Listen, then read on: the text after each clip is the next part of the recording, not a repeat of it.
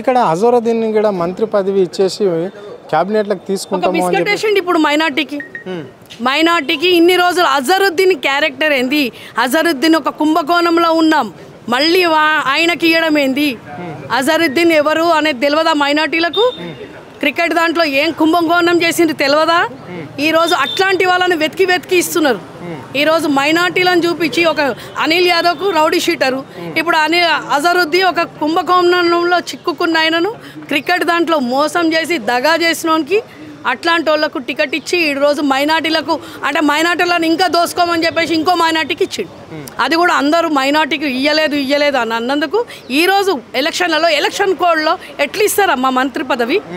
ఈరోజు ఎలక్షన్ కోడ్లో మంత్రి పదవి ఎట్లిస్తావు? మూర్ఖ ముఖ్యమంత్రికి అసలు లా అండ్ ఆర్డర్ ఏమి తెలియదు కాబట్టే ఈరోజు ఎలక్షన్ కోడ్లో ఎట్లిస్తాడు? రేపు ఎలక్షన్ కోడ్ వాళ్ళకి తెలియదా ముఖ్యమంత్రి పదవి ఆయన మంత్రి పదవి ఎట్లిస్తారు? ఏది ఉండదు. ఒకప్పుడు బతుకమ్మ చీరలు ఇయని మూర్ఖ ముఖ్యమంత్రి ఎలక్షన్ కోడ్లో మంత్రి పదవి ఎట్లిస్తాడు? ఎవరు ఇస్తారు? ఎక్కడ ఉన్నది? లా అండ్ ఆర్డర్ ఏమైనా ఉన్నదా? ఏమీ లేదు. కాబట్టి మైనార్టీ ఓట్లు తీసుకోవడానికి ఈరోజు అజరుద్దీన్కి ఇచ్చిండ్రు.